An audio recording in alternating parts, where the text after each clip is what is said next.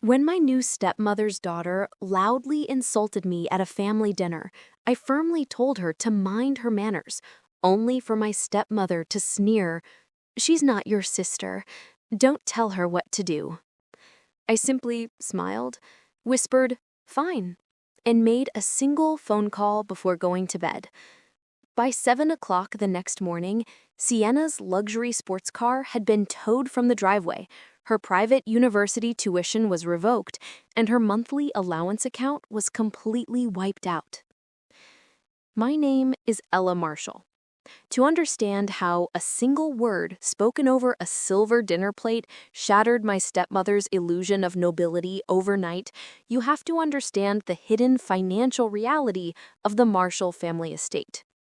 For 30 years, my late biological mother, Claire, and I built what eventually became Sterling Heights Holdings, a massive commercial real estate and asset management firm that held title to luxury properties across 3 states.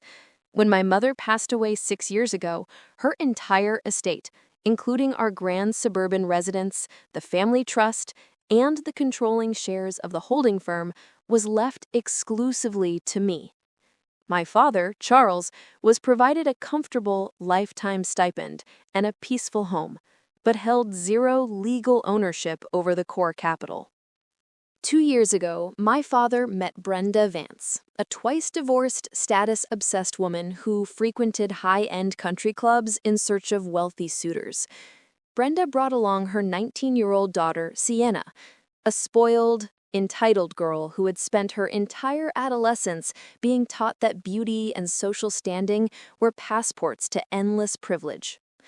When Charles married Brenda 18 months ago, I welcomed them into our home with open arms, hoping my father would find genuine companionship in his later years.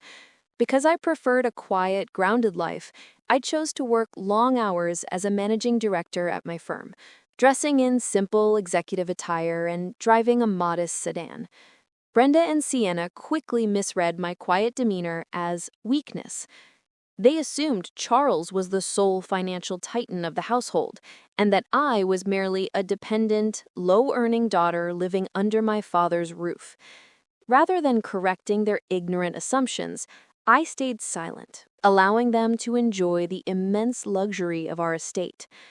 Out of affection for my father, I quietly instructed my asset manager to issue Brenda a supplementary black card with a $15,000 monthly allowance, while personally covering Sienna's $60,000 annual tuition at St. Jude Private Academy and leasing a brand new $90,000 luxury BMW under my corporate account for her 19-year-old hands. Instead of showing gratitude, Brenda and Sienna grew increasingly arrogant.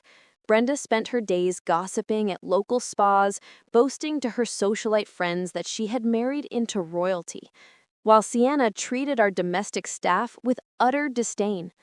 Worse still, Sienna turned her cruelty toward me, routinely making passive-aggressive comments about my wardrobe, my work hours, and my lack of interest in high society parties.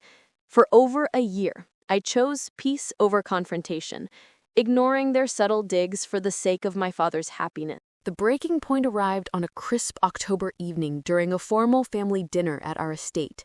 Extended relatives, business associates, and local figures had gathered around our formal dining table for an autumn dinner.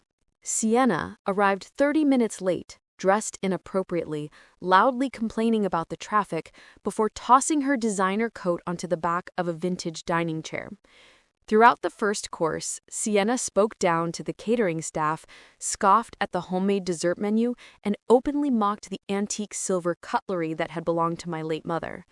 My extended family sat in uncomfortable silence, exchanging uneasy glances as Sienna's disrespect grew more obnoxious. But when the main course was served, Sienna turned her eyes directly onto me. Looking across the table, with a loud, mocking laugh, she pointed at my simple blazer and declared, "Honestly, Ella, I don't know why you even bother coming to these dinners. You look like a tired mid-level secretary who wandered into the wrong mansion. It must be so embarrassing living here as a charity case while my mom runs the household." A heavy, suffocating stillness fell across the room.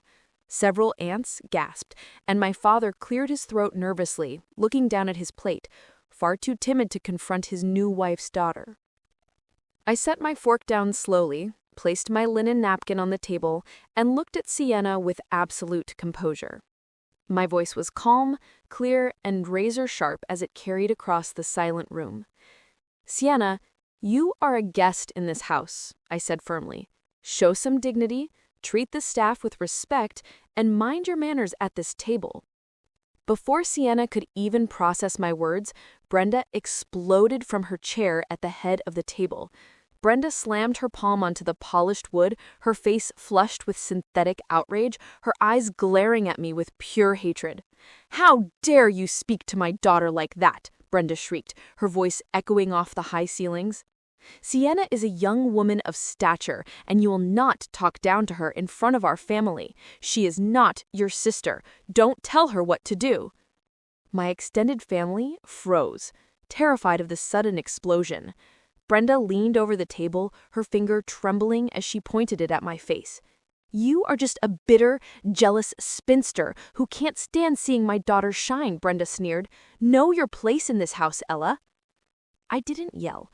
I didn't lose my temper, nor did I throw a dramatic scene. I looked Brenda dead in her eyes, felt the last remaining threads of my patience snap into dust, and allowed a soft, cold smile to spread across my face.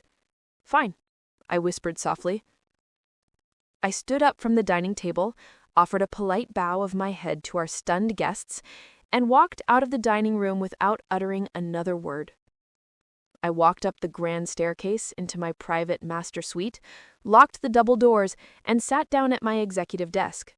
Brenda had just publicly declared that Sienna was not my sister, and that I had no right to direct her life. What Brenda failed to realize was that if Sienna was not my sister, then I had zero biological, legal, or moral obligation to fund a single second of her luxurious lifestyle.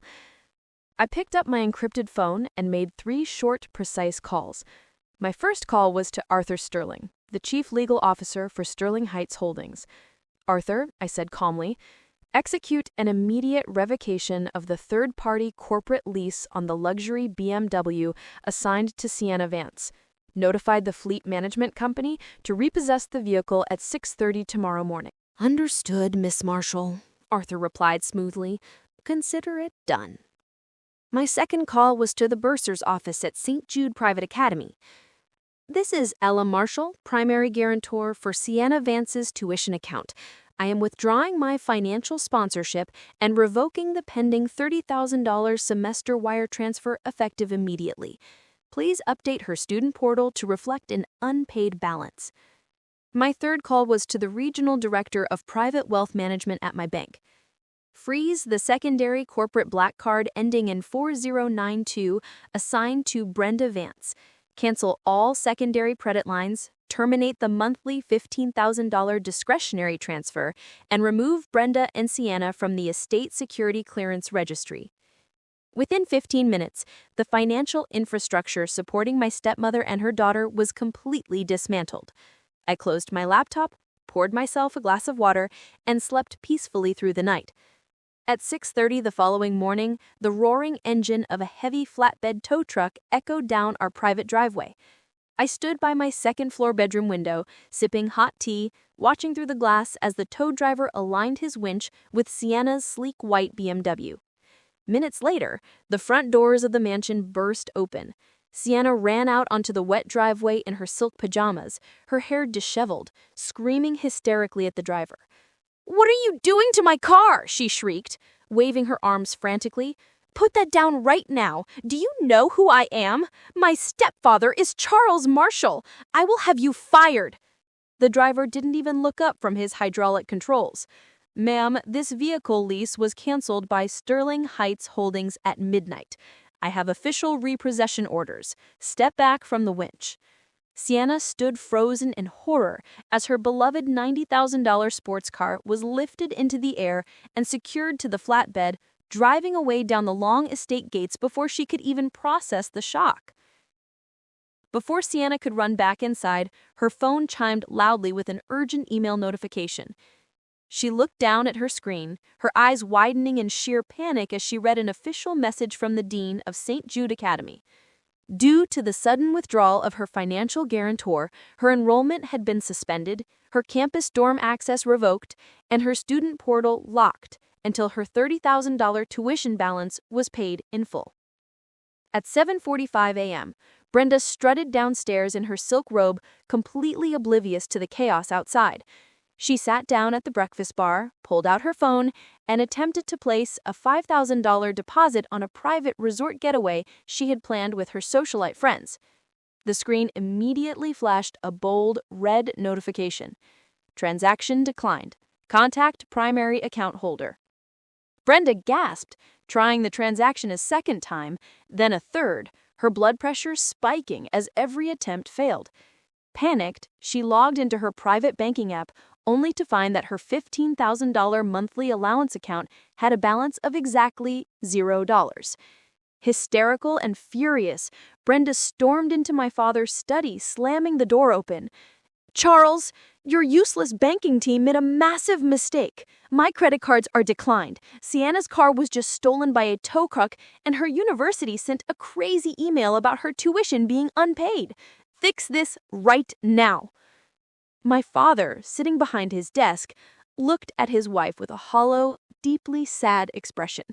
He set down his coffee cup, let out a heavy sigh, and shook his head slowly. "It wasn't a banking mistake, Brenda.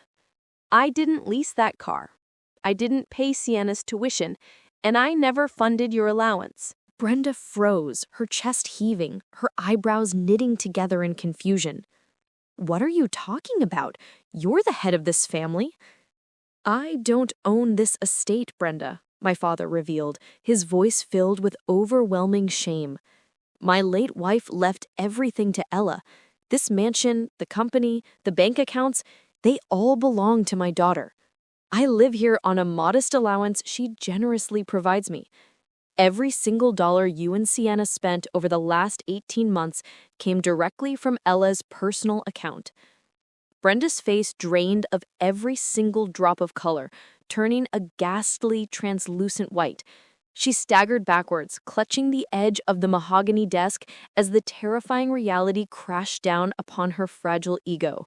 The quiet, plain daughter she had treated like a charity case was the sole owner of her entire existence. At 9 o'clock, the double doors of my private executive office at Sterling Heights Holdings headquarters were shoved open. Brenda and Sienna burst into the room, bypassing my administrative assistant. But they no longer looked like high society royalty. Brenda was trembling, her eyes red from weeping, while Sienna looked completely broken, clutching her phone to her chest. I sat behind my massive glass desk, reviewing quarterly acquisition files, my posture immaculate. I looked up calmly as security guards stepped into the room behind them, holding up my hand to signal the guards to wait. "Ella! Oh, God, Ella, please!" Brenda wailed, dropping her designer handbag onto the carpet as she rushed toward my desk, her hands clasped together in desperate plea.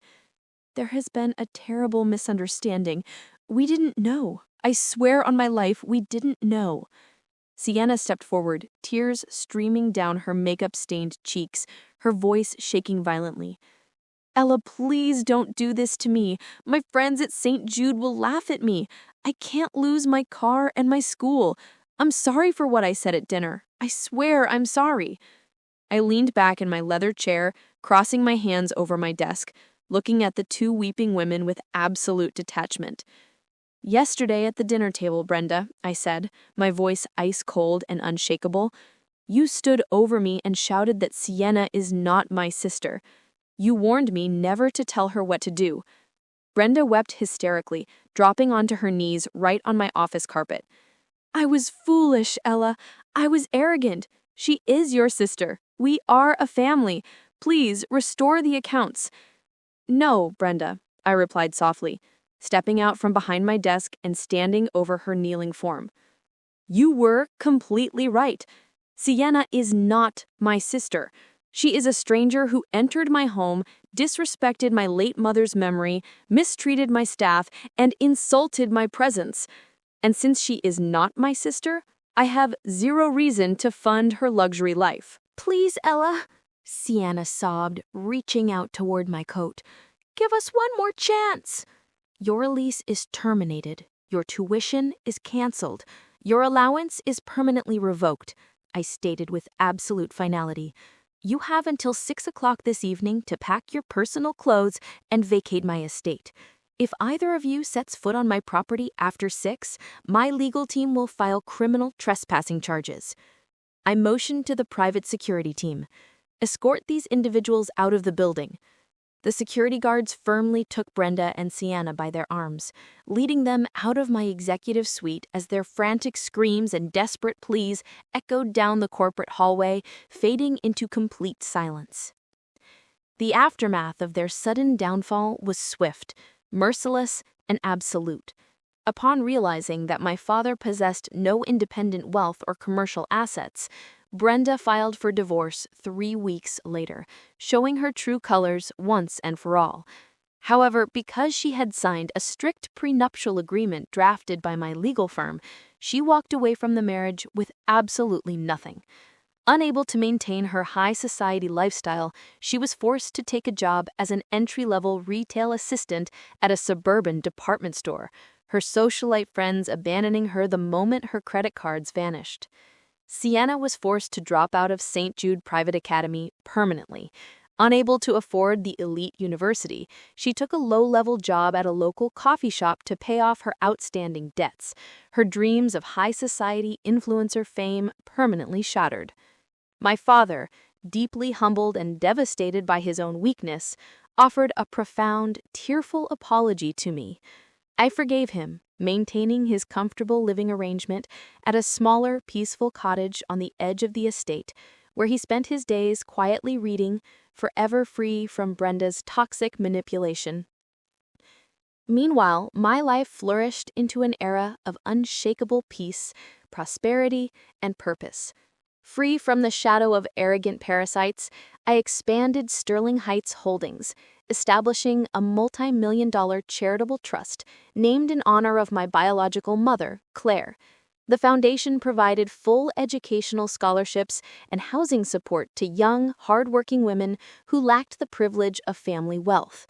Walking through the sunlit gardens of my estate, holding my head high, I knew that true strength never needs to shout. It simply sets firm boundaries, executes absolute justice, and reigns supreme over its own destiny. Educational lesson. This narrative illustrates a fundamental lesson regarding boundaries, entitlement, and the hidden power of quiet generosity. Never confuse a person's humility or silence with weakness. When individuals enter a family dynamic driven by superficial greed and arrogance, they often disrespect the very people who secretly provide their comfort. Entitlement creates a severe operational blindness, leading self-absorbed people to believe that their privileges are guaranteed rights rather than gifts granted by others. True authority does not require dramatic arguments or public shouting. It resides in quiet ownership, legal competence, and moral clarity.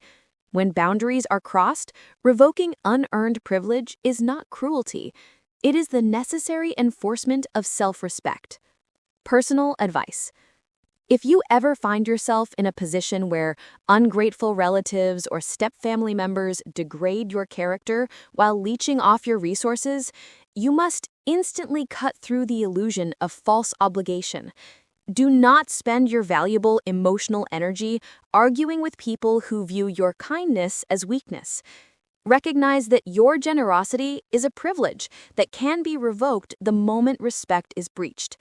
Establish firm, unshakable financial and personal boundaries and execute them with calm, decisive precision.